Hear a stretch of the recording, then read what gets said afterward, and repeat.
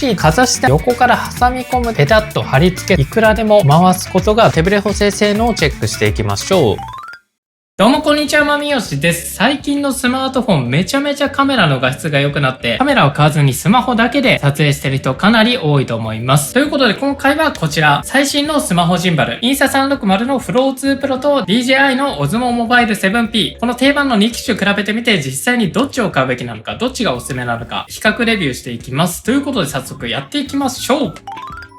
そしたらインスタ360フロー2 Pro と DJI Osmo Mobile 7P、こちら比較していきます。まずは三脚機能。これ両方とも搭載されています。インスタ360の場合は1本ずつ出すタイプ。DJI の場合はこちら一気に出して1個ずつ倒すタイプっていう感じです。端の部分の占有面積に関してはインスタ360の方がちょっと多い。DJI の方がちょっとコンパクトっていう感じになってます。安定性に関しては、両方とも安定してるのでそこまで変わりません。続いてはペアリング方法を見ていきます。DJI の場合はこちらの部分を起こしてあげて電源をオン。この状態でペアリングモードになるので、あとはスマートフォン上からアプリ経由でもいいし、Bluetooth のところでペアリングをするっていう感じ。一般的なジンバルですね。で、それに対してこちらのインスタ360は、こちらを引き上げて電源をオンにします。そうするとジンバルのここの部分に NFC って書いてあるんですけども、こちらに iPhone をかざしてあげることによって一瞬でペアリングをすることができます。で、こちらペアリングだけじゃなくて Apple のドックキットっていう機能にも対応していて、こういった DJI のジンバルだと純正のアプリでしか被写体のトラッキングっていうのができないんですけども、Apple のドックキットを使うことによって純正のカメラアプリだったり、僕が愛用しているブラックマジックカメラとか、あとは Zoom とか LINE とか社外製のアプリでもしっかりと顔をトラッキングして使うことができるので、iPhone を使ってる場合っていうのは圧倒的にこちらのインスタ360フロー2 Pro の方がおすすめです。ただこちらのインスタ360の Apple ドックキットっていうのは iPhone 限定の機能になっていて、こういった Android 端末では使えないのでそこだけ注意してください。こういった Android 端末で顔のトラッキングをする場合は AI トラッカーが必要になります。後で紹介するんですけども、この AI トラッカーっていうのはインスタ360も DJI も両方とも売っているので、そちらを使ってあげれば Android でも両方とも別のアプリでも被写体のトラッキングが可能になります。iPhone を使ってて手軽に使えるのは圧倒的にインスタ360フロー2 Pro っていう感じです。続いて個人的にこのスマホジンバルを使う上で一番大事な機能、スマホの取り付け方法ですね。こちらの DJI の場合はこういったスマートフォンを横から挟み込むタイプのクランプがあります。これしかありません。スマホジンバルを使いたいときはこちらを常につけっぱなしで運用する形になります。で、取り付け方法に関してはこちらのジンバルの部分にペタッと貼り付けるだけでジンバルを使い始めることができます。スマホを使いたくなったらこちらを取り外してあげればスマートフォンとしても使えるっていう感じ。ただこれ結構存在感があって握る時の邪魔になったり、あとはマグセーフアクセサリーつけらんなかったりするので、個人的にはねこのクランプ方法はあんまり好きじゃないです。で、これが結構スマホジンバルの弱点だったんですけども、こちらのインスタ360はそこを克服してまして、これは別売りになるんですけども、これめちゃめちゃ便利で、なんと iPhone とかについてるマグセーフ、これでペタッと貼り付けすることができます。で、この状態であとはジンバルにカチャッとはめるだけでこんな感じですぐに撮影することができます。で、スマホ使いたくなったらここから外してあげて普通にスマホとして使える。しかも横側に突起とかがないので普通にスマホとしても使いやすいし、さらにこちらなんとアタッチメントだけじゃなくてリングが内蔵されています。こんな感じで縦置きで使うこともできるし、横置きで動画を見るときなんかにも使うことができます。あとはこんな感じでスマホリングとしても使うことができるので、これがかなり考えられてる。もうこれがあることによってインスタ360がめちゃめちゃおすすめです。で、このマグセーフに関しては Android 搭載されてないんですけども、最近だとねこういうマグセーフに対応させるためのケースみたいなのが結構売ってるので、こういったものを使うことによってこんな感じで Android 端末でも問題なく使うことができます。なのでこのアタッチメントはもう必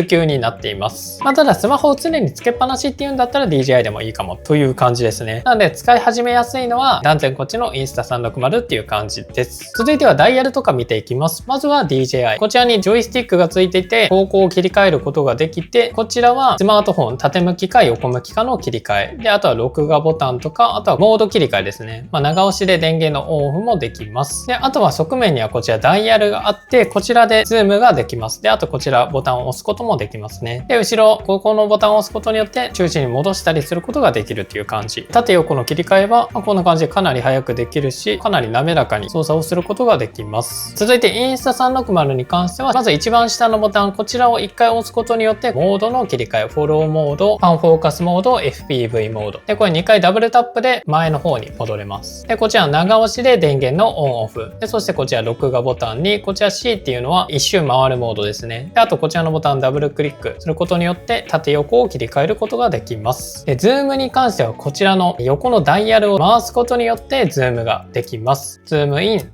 ズームアウトっていう感じで、あとこちらの後ろのボタンを1回クリックすることによってここ緑色のランプがつきました。これ Apple Dock Kit のオンオフで、これをオンにしていると他のアプリでも顔のトラッキングが有効になります。もう1回押すと解除という感じで、Apple Dock Kit 以外に関しては基本的な使える機能は一緒になります。そうしたら続いてはこちらのジンバルの可動域に関してもチェックしていきます。まずは DJI からチェック。こちらダブルクリックでセンタリングしてあげて、じゃあここからまずは横に回していきます。左回転してます。180度。ここで止まります。左側は180度。で、センタリングで戻してあげて、次右方向。右方向に関してはここまで90度ですね。なので横方向に関しては合計270度になります。で、縦方向に関しては、上向きはここまで。で、下向きに行きます。ここまで。調整はこんぐらいの角度ですね。あんまり動かさないって人も結構大事なポイントがあって、ちょっとジンバルを寝かせた時に正面向いてくれないっていうことがあります。正面向かせるには、ジンバルはこのぐらいの角度ですね。なので自撮りとか最大でできるのはこのくらいの角度になります。DJI に関してはこんぐらいの可動域っていう感じ。それに対してインスタ360見ていきます。正面に合わせました。そうしたらまずは左回転でいきます。これ速度はアプリで自分で調整しています。なんと横向きに関してはいくらでも回すことができます。これめちゃめちゃ良くて、人物とかをトラッキングしてる状態でジンバルの周りを回ってる時、こっちの DJI の場合はトラッキングしていても動く範囲の限界があるのでトラッキングできなかったっていうことがあるんですけども、こっちのインスタ360に関してはジンバルの周りをいくら回ったとしてもしっかりとトラッキングをすることができます。なので横方向の動きに関してはインスタ360の圧勝。続いて縦方向も見ていきます。まず下方向はこの辺、一緒ぐらい。で、上方向、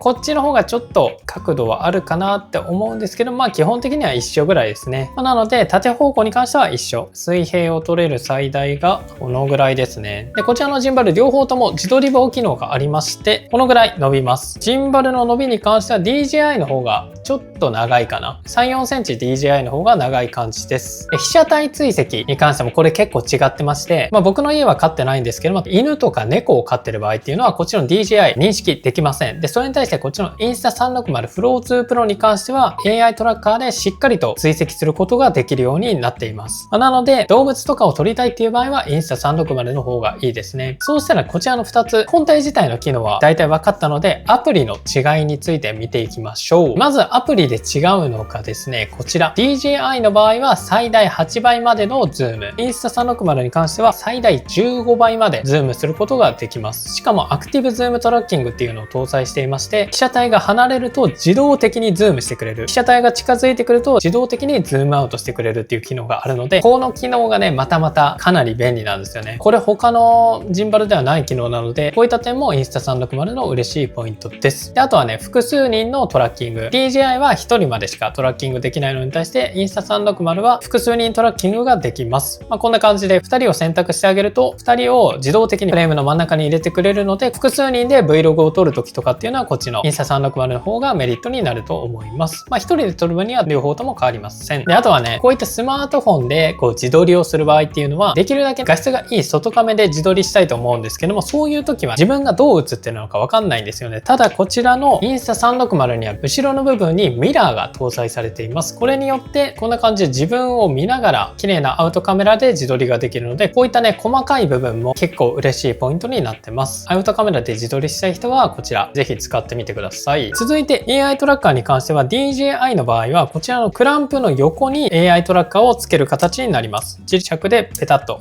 貼り付けすることができます。引っ張っても抜けないですね。で、このクランプで横につけるっていうことはマグセーフのマウントとかもし社外製で出てたとしてもこういったものが使えないっていうのがちょっと残念ポイントではあります。こうやってつけることによって AI トラッカーを使うことができます。あと DJI の場合もここにライトがついてますね。これもちろん逆向きに取り付けることもできます。で、インスタ360も同じ感じでライトがついてて AI トラッカーもついてるっていう感じ。こちらはこの横の部分の USB-C 端子にカチッとはめ込む感じです。これも自撮り方向とか外撮り方向で向きを変えることができます。でもちろんインスタ360の方もしっかりとライトが内蔵されています。ライトに関しては1、2、3段階、色温度も白色、暖色、中間色の3段階で切り替えることができます。DJI の場合は1、2、3、4段階で変更可能。色温度も白色、暖色、中間色。明るさは DJI は4段階、インスタ360は3段階っていう感じです。そしたらこちらの2つのジンバル、実際に外でどんぐらい滑らかに撮れるのか比較してみたので、その映像をどうぞ。実際の手ブレ補正性能をチェックしていきましょう。横にパンしてみても動きはだいたい一緒。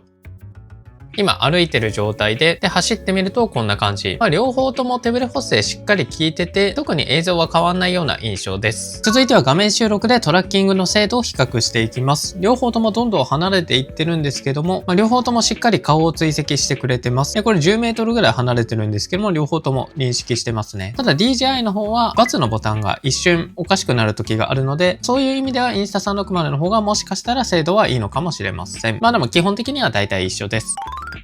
ということで比較してみたんですけども、いかがでしたでしょうか？ iPhone を使ってる人であれば Apple DockKit に対応してる Insta360 Flow 2 Pro の方が圧倒的におすすめ。それこそ1周以上回れる360度以上のトラッキングっていうのもいいし、何よりこれマグセーフでペタッとくっつけることができるのが最大のメリットになります。なので iPhone を使ってる人は断然 Insta360 がおすすめ。で、こちらの DJI の方は、ここのクランプ部分に DJI マイクっていうワイヤレスマイクを接続することができます。なのでその DJI マイクを使いたいっていう方であれば、こっちの DJI Osmo Mobile 7P の方がおすすめだと思います。ただ最近だとこういった USB-C で接続できるワイヤレスマイクも売ってるので、こういったものを接続した iPhone をここにマグセーフで貼り付けて使うっていうのが一番手軽に運用できるセットアップだと思います。なので個人的にはこっちの Insta360 Flow 2 Pro の方がおすすめです。皆さんはどっちの方がいいと思ったでしょうか？よかったらコメント欄で教えてください。今回紹介したこちらの2つのジンバルに関しては概要欄に製品リンク貼っておきますので、ぜひチェックしてみてください。以上、バイバイ。